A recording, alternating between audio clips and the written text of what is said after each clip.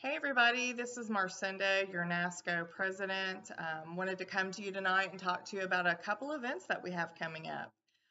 First of all, May 19th through the 21st, we have our All West Rally. That's going to be held in Oklahoma City, Oklahoma. Tracy Wilson, your Southwest area exec, and Lacey Orcutt, your Northwest area exec, has put together a really cool agenda. Taylor Stuckey is chairing that convention for you all, or rally, I should say, not convention. And I'm kind of excited. I think it's going to be a really cool event. So if you've never been to a rally and you'd like to attend, regardless of what area of the nation you're from, we welcome you with open arms. We encourage you to come and reach out if you would like some more information, because I think it's going to be a really good rally that they're hosting there. So. And then following that, coming August, August 6th through the 11th is going to be the NASCO 63rd National Convention held in the Southeast area in Savannah, Georgia. So I'm excited. I'm, my first year being president. So happy that Georgia stepped up to the plate and asked to host that convention in Savannah for my first year. And I think they are doing an awesome job. It is a lot of work to put these conventions on, and it takes a lot of good people, and Georgia has that. So I'm happy to say that we're going to be there, and there's lots of great things they have in store for us. There is Tybee Island. There's lots of shopping. It's such a romantic city. I love Savannah just to go and, jawn up for a weekend. So if you get the chance and you want to come, please do so, because I really think this will be a great convention for you to attend for your first convention, or if you're a repeat, we definitely want you there. Couple of things I will tell you. If you're coming to the convention, please make sure you register and register early. It takes a lot of money to put these conventions on. George is doing a really good job of fundraising. I'm not meaning to imply they need the money, but when we register timely, it helps them get head counts, it helps them with the hotel, and it also gives them money to be able to plan some really exciting events for us. So if you'll register, that would be super helpful. Hotel, I will tell you, those rooms are booked. They are booking up, and we're dwindling down. So if you need rooms, you better make sure you book one now and get that reservation done. So it's important for us. So you're not in the overflow hotel. We want you right there with us. But if you're in the overflow hotel, it's awesome too, because it's directly across the street. It's not that far of a walk, to get over to where we're going to be hosting the actual convention center is going to be. They have some really cool things going on. They have a pin trading night. If you've never been to a convention, we do a night where we do networking, where you get to commingle with everybody and talk and get to know one another and do a pin trading. It's like a little lapel pin that represents your state or represents a commodity grown in your state. And then, people trade those back and forth. Some of the senior members, they wear those really cool vests that have all the pins all over them. You'll see some of our Rasco folks wearing those, which are super neat. I myself have a map of the United States that I stick all my pins on, just so I can see, where I've gotten pins traded and where I've been. So it's kind of a cool thing.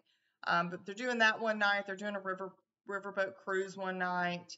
And lots of great things they have in store. Some great music for us on the banquet night, which is going to be casual this year. It's going to be a country and western, boots on the beach theme. So should be super enjoyable. So I'm excited for that. So please, if you're planning to attend, get those registrations in, and we would love to see you in Savannah. Having said that, April 1st has come and gone. That is the date that we generally ask for a bid for, which this year would be for the 2024 convention. Unfortunately, we have not received one. So I'm pleading with you now, if you are a state that you are interested in talking with someone about possibly doing the bid for 2024, that's 2 years out, folks. You got plenty of time. Reach out to myself, reach out to Rick Satoris. We will happily talk to you. We really, really need someone to do 2024. That would be our 65th convention. We don't want to let this tradition, go away. We really need it to conduct NASCO business. We do it for networking purposes for our membership, to be able to do educational things for our membership. It's a great time for us to work with management as well, because as you know, administration comes and they talk with us and they do that wonderful Q&A, which is great. great for our association. So um, step out of the box and ask questions. We're not saying you have to commit to us. We're just saying if you want to know what all entails, what all you need to do, you want to propose budget, those are things that Rick and I could help you with. And you don't have to do it alone. If you know in a state that's adjoining you or two states that are adjoining you that might you all pitch in together and put it together.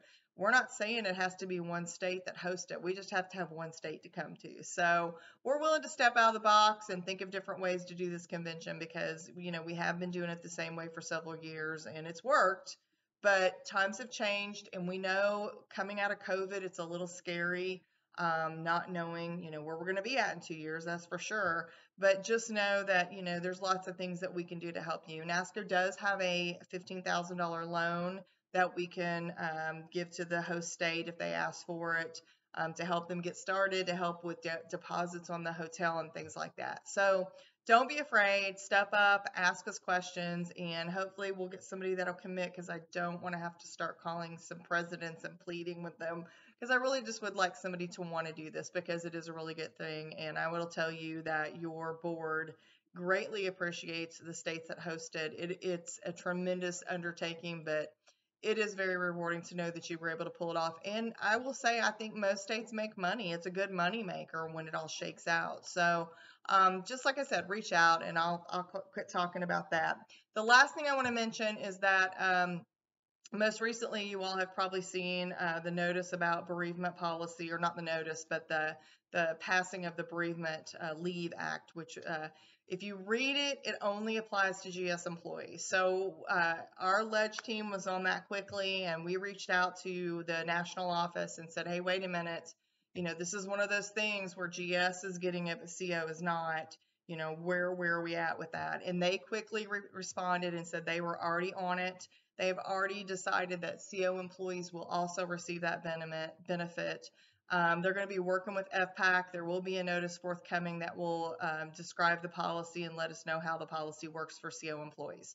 So that's a good thing. So I just wanted to let you all know that. So didn't want to carry on for too much longer. I just wanted to talk about those few issues and let you know, as always, my door's open. Feel free to email me. Feel free to call me. I'm here to help you as your president and help you with any issues you have. So thanks. And as always, thank you for what you all do for the American farmer. You don't know how much you're appreciated daily. Have a good night.